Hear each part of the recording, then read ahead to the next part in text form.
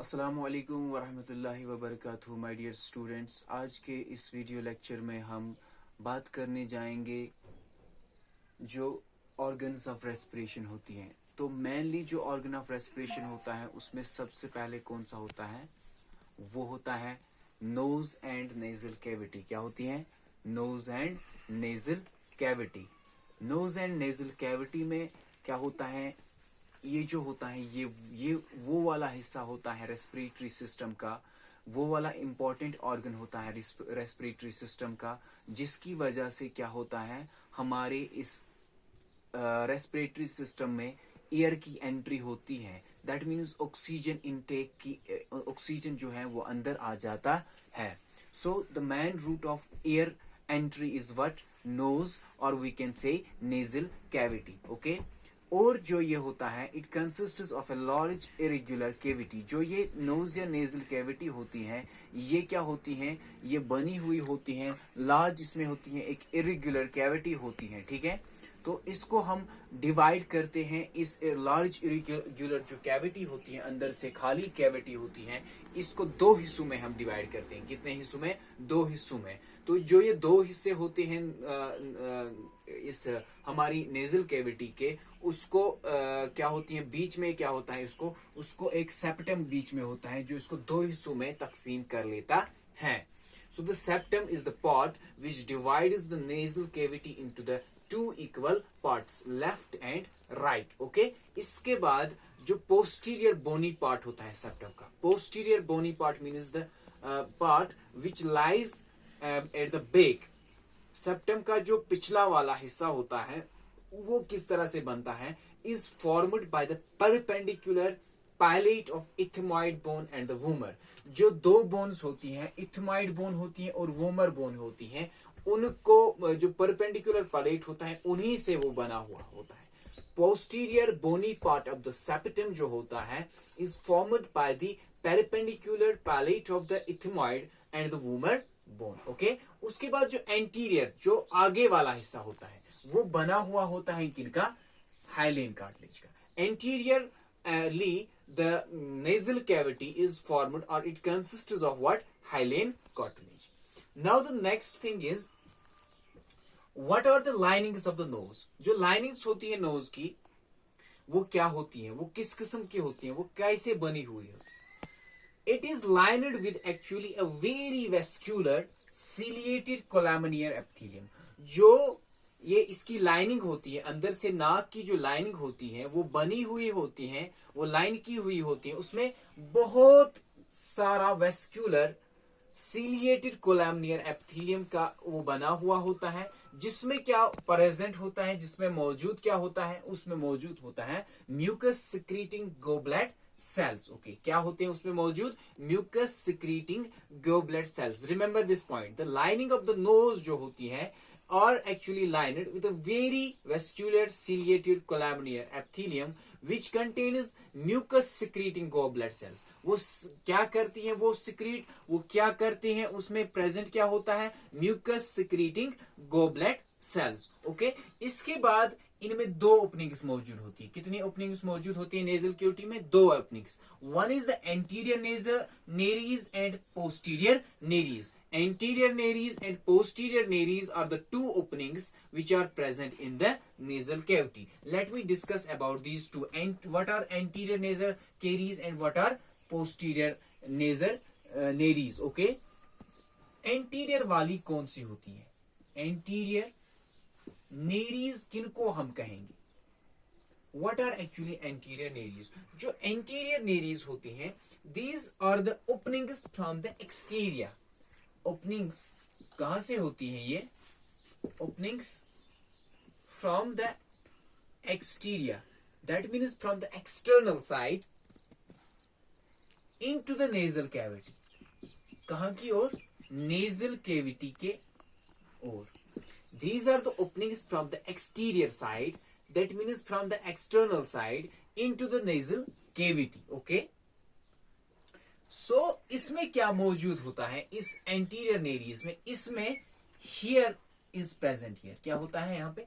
Here nasal here's, actually उनको क्या बोलते हैं हम? Nasal hairs are present in it. Okay. Anterior nares, फिर से मैं बोलता हूं, ये ओपनिंग्स होती हैं फ्रॉम द एक्सटीरियर, जो कहां की ओर ले जाती हैं, इनटू द नेजल केविटी. जो नेजल हेयर होता है वो इसमें मौजूद होता है. Nasal hair are found here, जो किससे कोट किया होता है, स्टिकी म्यूकस से, which is coated with sticky mucus. Okay, जिसमें क्या होता है, इस नेजल हेयर में मौजूद होता है चिपकने वाला म्यूकस. ओके. एंटीरियर नेरीज मैंने बताया, ये वो ओपनिंग होती हैं जो एक्सटीरियर साइड से मौजूद होती हैं, जो अंदर की ओर जाती है नेजल कैविटी में. नेजल इसी एंटीरियर नेरीज में क्या होता है कि nasal hair are present here, छोटे छोटे हियर मौजूद होते हैं वहां पे, जो क्या होते हैं, उनमें क्या मौजूद होता है, स्टिकी म्यूकस उनमें मौजूद होता है. इसके बाद जो पोस्टीरियर नेरीज होती है, क्या होती है, व्हाट आर पोस्टीरियर नेरीज.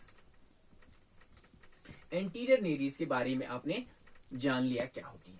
अब पोस्टीरियर नेरीज क्या होती है. पोस्टीरियर नेरीज किन को हम कहते हैं. पोस्टीरियर नेरीज क्या होती है. Posterior nares are the openings from the nasal cavity into the pharynx. These are what, these are openings. ये भी ओपनिंग्स होती है, मगर कहां से होती है, नेजल कैविटी से. फ्रॉम द नेजल कैविटी, जो हमारे पास नेजल कैविटी होती है वहां से ये ओपनिंग होती है, कहां की ओर, फेरेंक्स की ओर, into the pharynx, into the pharynx.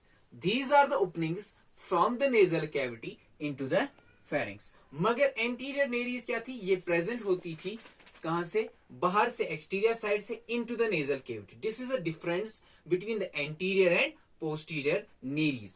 Okay.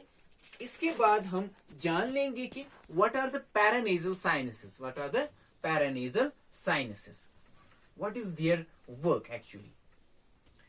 Paranasal sinuses are actually the paranasal sinuses.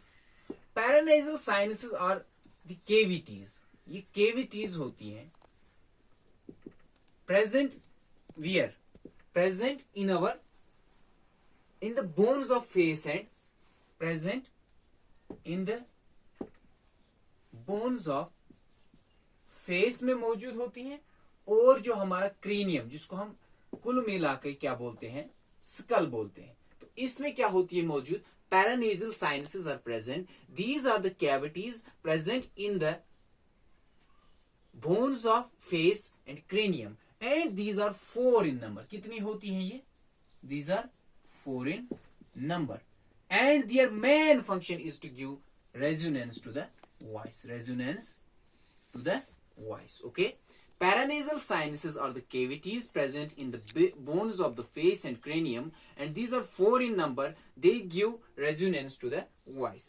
And now what will be the function of what, this knows और नेजल कैविटी. इसकी मेन फंक्शन क्या होती है, इसकी मेन फंक्शन क्या होती है, इसकी मेन फंक्शन होती है respiratory functions of what, respiratory functions of